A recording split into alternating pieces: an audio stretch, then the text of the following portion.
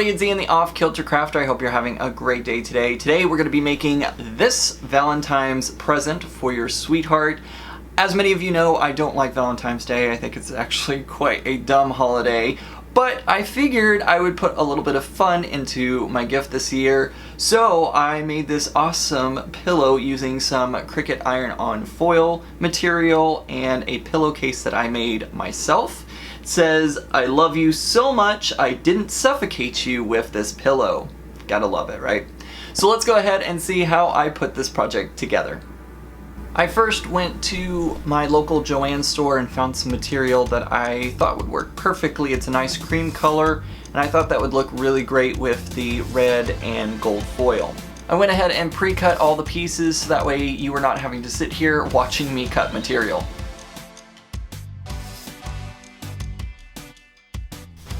Now that I have everything cut out on my Cricut, the first thing I'm going to do is go ahead and take a very hot iron to my material and go ahead and get all these creases out, making sure that this piece of material is flat and ready to put my transfer on. Now that I have everything ironed nice and crisp, I'm going to go ahead and run everything through the sewing machine. If you need instructions on how to put this pillow together, I'm going to go ahead and drop a link over in the iCards up here in the corner. Make sure to check that video out.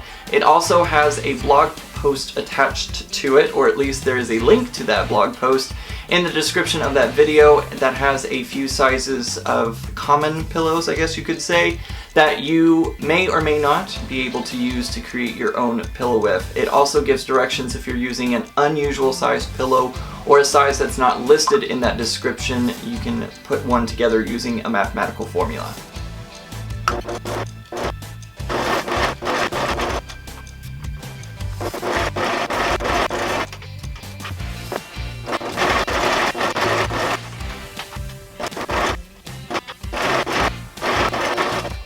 Sometimes if I'm having trouble getting the corner to be nice and sharp, I'll take just a regular pen, make sure that it's closed so that way you don't get ink all over your pillow or whatever object you are working on, and just slowly start to maneuver that pen top into the corner of your article, and it helps to push out the corner to make it nice and sharp, just like that.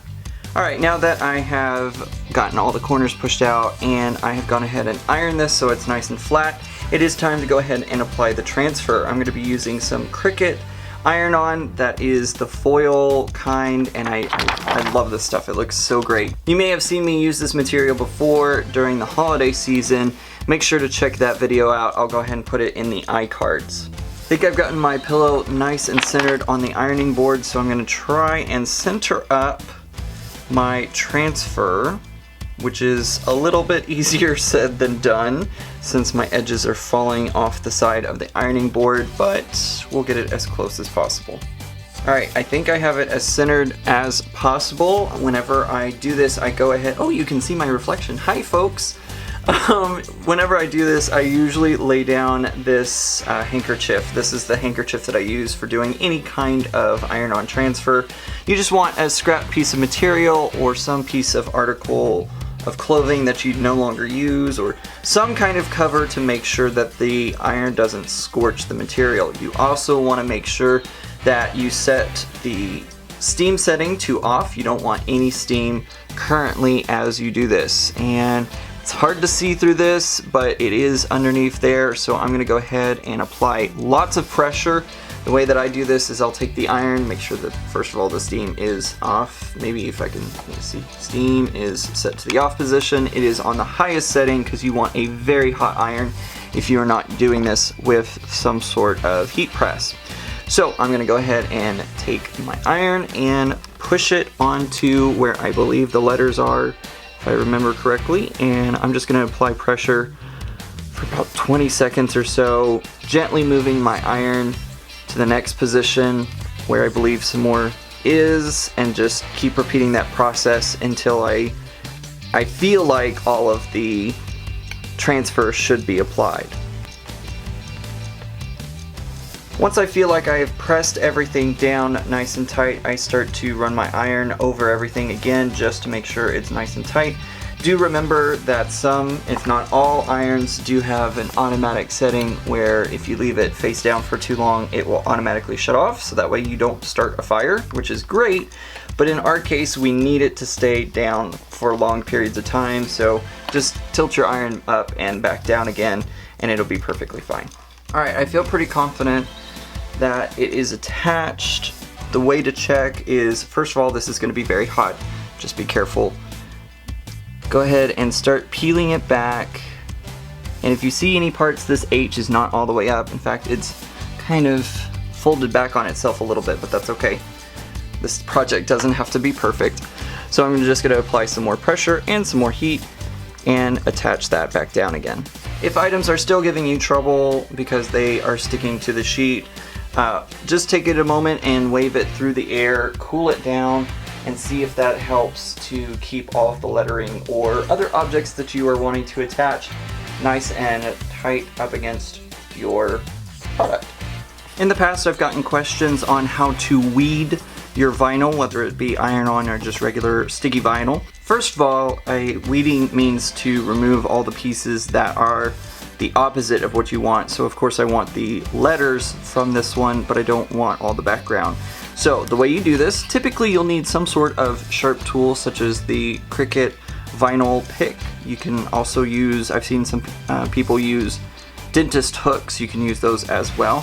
What you're going to do is you're going to take the pokey part, I don't know how to say that other than the pokey part, the point, and you want to push it just under the vinyl, between the vinyl and the backing of the vinyl.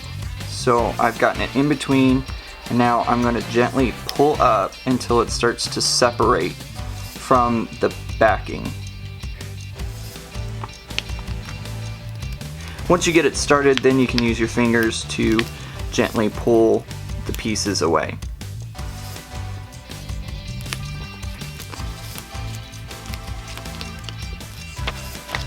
Alright, we have most of the word, but there are 3 pieces still left in the center of the O, the A, and the E.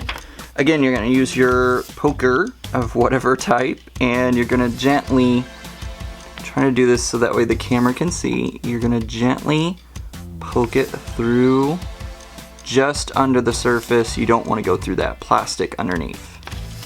Don't worry if it takes you a few tries to get it right. It is a skill that comes with practice. Alright, now that I've gotten everything nice and weeded out, I think I've gotten this pretty straight down. It's not 100%, but it's close enough that I think it'll be just fine. I want to try and avoid, see, I'm layering it on top, that's okay, that's not a problem, but when I'm ironing, I want to try and avoid that because the H kind of, I don't know how to describe it other than it's kind of taking up the texture of the material, which isn't a big deal, but I want to try and avoid that as much as possible. So I'm going to go ahead and take my iron, apply heavy pressure once again, and get this all tacked down. Alright, it looks pretty good. I noticed that I did go over the heart and the bone a little bit, so it's starting to take up the texture of the material. The easy way to fix that is just to go ahead and cover your design once again with your cover and take the hot iron. You don't ever really want to go direct iron to your iron-on transfer. That could possibly damage it and cause it also to peel back up. So use some sort of material cover whenever you're going back over everything once again. You know, every time I've made a pillow project, I've always messed up the back. As you can see, it's nice and correct on this side with this as being the top up here. But when I flip it over, I yet again have managed to put the pillow in the wrong way. This is supposed to be downwards, so that way, I don't know. Oh well, not a big deal. Now that I've finished off my pillowcase, all I need to do is add a pre-made pillow. This one is from Joann's. There was a sale on them, and you can always get a coupon from Joann's. So I'm gonna go ahead and put this into our pillowcase. And by the way, this is an 18 by 18 pillow.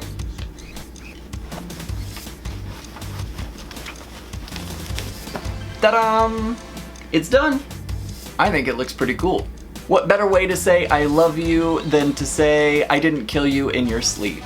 I hope you like my off-kilter sense of humor with this pillow and you got a little chuckle from it today. So I hope you like my off-kilter sense of humor for this coming Valentine's Day. If you liked my video today, give it a thumbs up. That lets YouTube know that you liked my video, and hopefully YouTube will then share it across YouTube land. And if you haven't already subscribed, you can do so by clicking the big red button down below that says subscribe.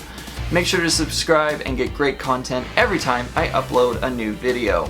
Check out my social media links as well. They're going to be down in the description below. They include Periscope, Instagram, Facebook, Twitter, and more. It's going to be down in the description. You may have to click that show more button that opens up the description panel so that way you can see all the great information down there. If you have any questions about today's project or just want to leave a comment, you can do so down below as well. Thanks for joining me today. I hope you have a great day, and remember guys, keep it off kilter. Bye!